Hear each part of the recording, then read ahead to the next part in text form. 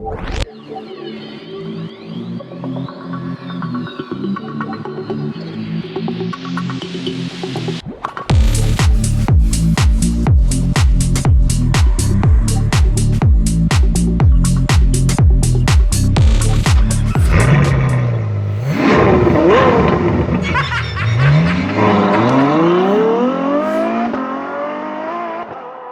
ora and welcome to Tarmac. I'm Dave.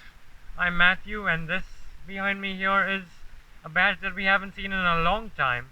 It's an MG, and more specifically an MG ZS EV. That's right, it's an EV that's so well priced that really I'm running out of excuses not to get an EV. Who knew? Come and take a look at this one. Way back in the early 1920s, a guy called Cecil Kimber launched the MG brand. British brand actually, and really renowned for its two-seater sports car stuff. I mean, you know, they're just a magnificent, good-looking car that does break down, or did break down, but you know, it was a good-looking car back in its day. And moving forward all the way through when it was bought out by British Leyland, Rover, and all the others that got involved. I think even BMW had a go of it at some point. Anyway, this is not the original MG, as you can see.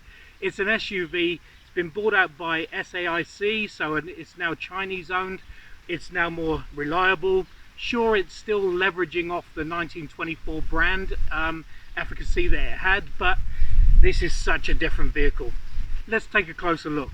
This is the ZS, which is the, I don't know, the smaller SUV of the lineup, the sort of crossover size. And this is their first EV, so their first electric vehicle in the lineup, and you know, they've done really well.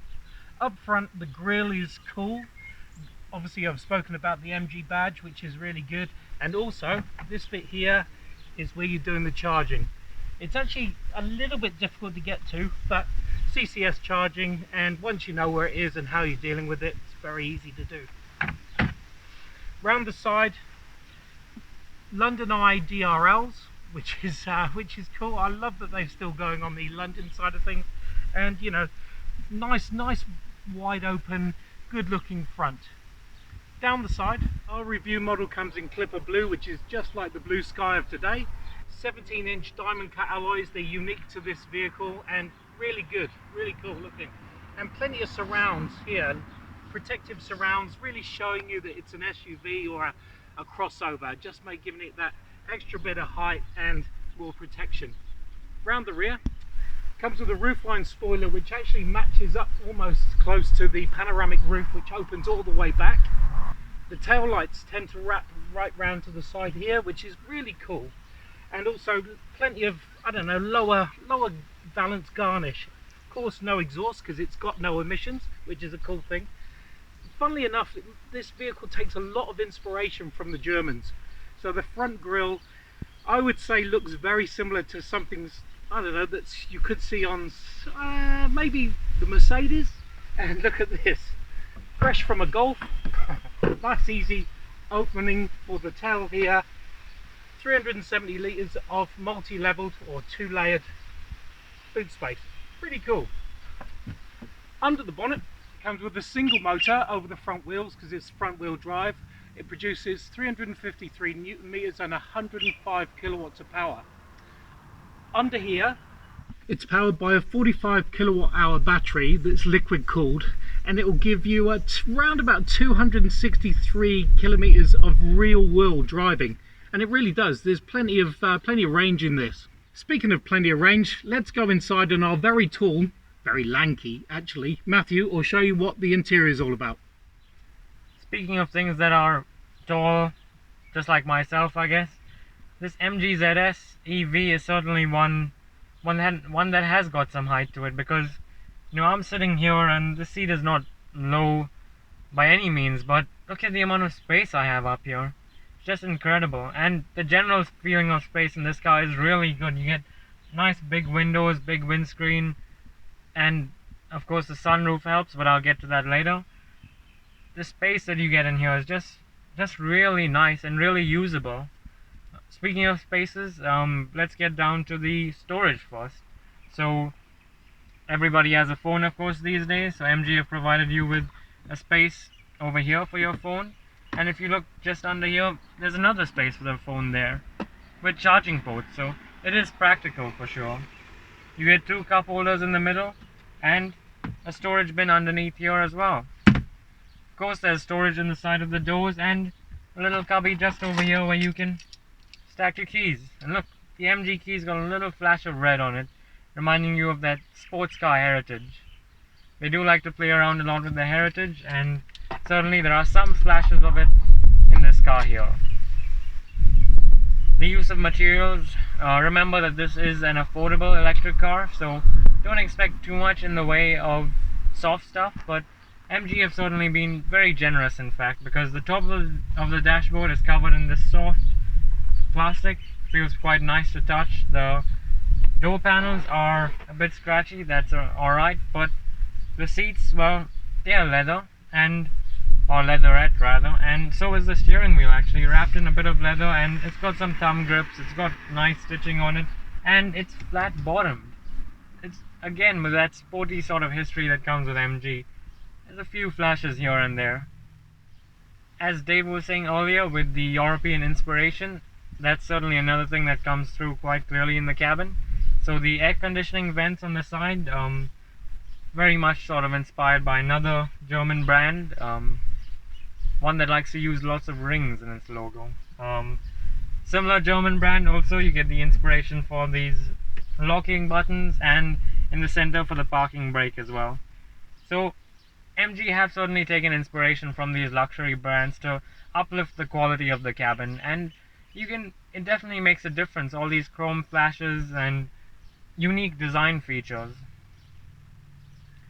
Along with that unique design, this center console here has lots of flashy chrome bits on it. There's air conditioning controls, and the buttons feel quality, they feel nicely weighted.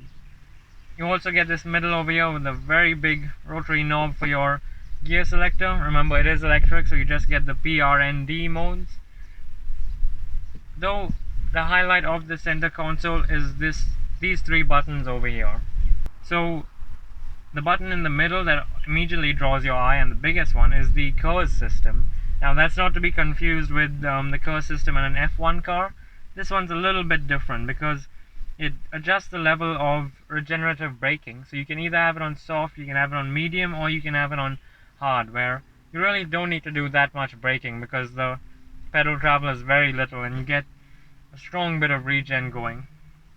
The mode button helps you switch between the 3 driving modes that there are. So there's Eco, there's Comfort, and there's Sport. So again, dwelling on MG's sporty past, all it does is just increase the throttle response a little bit and gives you that boost that comes with electric power. The battery switch, well, that's a little bit of a peculiar one, and certainly one of the quirks of this car, because if you flick that switch, all it does is show you the range on the screen over there, and very briefly, just for about 2 seconds, and then it goes away. That is the only function of this switch here. Speaking of the screens, let's get into the infotainment screen up here. Now, MG like to sprinkle a little bit of color, as you can see from the exterior of the car. That Clipper blue is really nice. I agree with Dave on that. It's a rare thing on tarmac life, as you've seen. Speaking of those colors, you take a look at the infotainment screen there, and it's got a very funky sort of layout to it. You get your radio audio input in orange there, you get the navigation in green, and then you get the Android Auto and Apple CarPlay in a sort of blue-green colorway there, which is actually a really notable feature. Remember, this is an affordable EV, but it has Android Auto and Apple CarPlay. Now, this touchscreen may be a bit small and a little bit slow, but, you know, remember again, this is an affordable EV with a good, usable real-world range. But the key feature is not around this. In fact, if you click into the car menu, that's where all the important stuff is. Now, the highlight of the MG is the amount of safety features it has. It's just insane, and I won't bother going through them because it's all here on the infotainment system. So the first menu you go to is driving assistance. You get speed information warning, so it detects the speed signs and adjusts the speed automatically if you're in adaptive cruise control mode, which it does have. You get speed assist system. You go to the next one, It has lane departure warning. It can give you an audible alert. You can adjust the sensitivity of the system. It's got MG Pilot. I'm not sure what that is, but you can turn that off or on. And you flick through to the next menu and you get a collision mitigation system, you get pedestrian alert, you get rear cross traffic alert, blind spot detection. It's just insane. Look, you can just go through the menus there. And the great thing is, with something that you don't see much with these modern cars, is the fact that you can turn everything off or on, and stuff like the lane departure warning, you can even adjust the sensitivity of it. That's a really thoughtful feature. Speaking of other thoughtful features, the dashboard cluster in the middle. So looking through the sporty steering wheel, you have the speedometer on the left, and you have the battery monitoring system, which is more for the normal battery as opposed to the actual one that powers the car. On the right side, you have your charge efficiency sort of gauge, which is a staple of these electric cars. It'll tell you whether you're charging or regen braking, what sort of power you're using, and then obviously as you get to the 80 to 100 level, you get to the boost section. That's where you get all the fun. But anyway, you want to conserve battery power, or at least you want to know how much battery you have left. And at the bottom, just like a fuel gauge, empty and full, you get a battery warning level. That's a pretty cool touch. And it's got little light bars that adjust according to how much range you have. If you want to know how much range you have, remember that little shortcut on the center console, the battery button? You pull it up there and there you go. 174 kilometers of range. That middle infotainment screen there tells you everything you really need to know. It shows an MG ZS EV on the road. It shows your digital speedometer, your range. It shows which level of regenerative braking you're on. It shows the trip and the gear selector, obviously. And again, you can flick through that menu with these buttons on the steering wheel here. It will alert you to the current speed, when your next service is, your position on the road, any warnings. It's got a whole lot of stuff going for it, and the tech inside generally is very much to a high standard. Speaking of high standards, let's jump in the back and take a look at the space back there. The high standard I was referring to back here is not the tech and stuff, because there isn't that much going on here. You just get a single USB charging port in the middle there, and obviously electric windows. But the high standard here comes in the form of space, because this seat is as far back as it can go. It's low down as well, and just look at the knee room there. Remember, this is a compact SUV. Space there is great. Feet, I've got plenty of space, and because this is a front wheel drive electric car, there's no transmission tunnel, so you get completely flat floor there. How cool is that? In terms of space as well, nice big windows over here, and this shoulder line is not too high, so children can look out of it and enjoy the view in silence, because it is an electric car, of course. You get heaps of headroom over here, and across the back you could seriously fit 3 people here.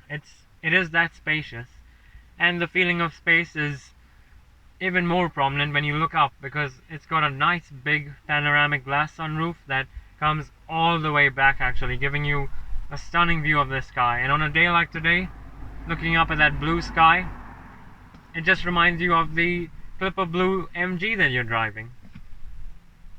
Speaking of driving, it's an MG. It's got a bit of racing heritage to it, so let's take this for a drive and see what's gone through.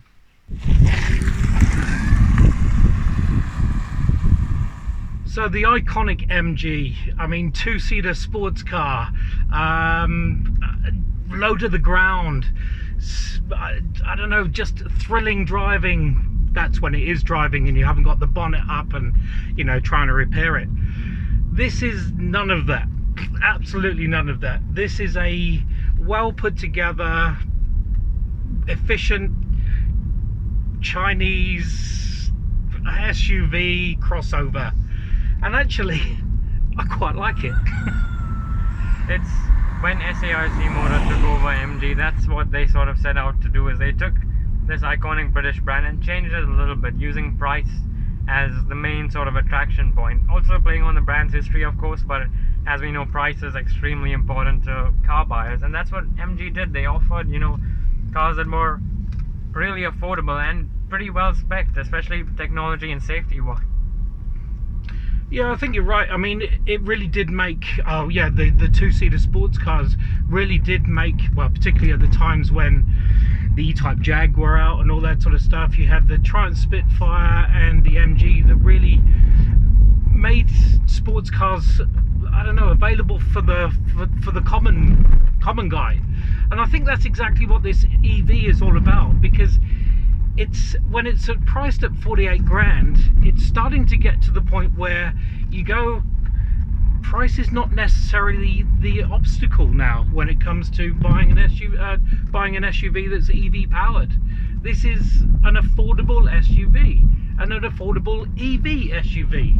MG like to say that there's no compromises with this car, but I wouldn't go that far. But I'd have to say straight away that the usable range that you get is exactly that. It's usable, and it's EVs of this price point rarely have a range that you can, you know, use every day. But this ZS EV is different. Yeah, we've had a bit of conversation with some Leaf drivers, and they're only getting down to, after a degradable battery power, 80 kilometers per of usable EV. I mean, that's terrible. This 263 of really real-world traveling distance is great, even more when you start to tootle around town, but 260, 250, 260 k's is tons. And remember, you can adjust the regenerative braking as well, so if you are running low, put that up to high and you can generate your own power to get you home, or at least to get you to a charger.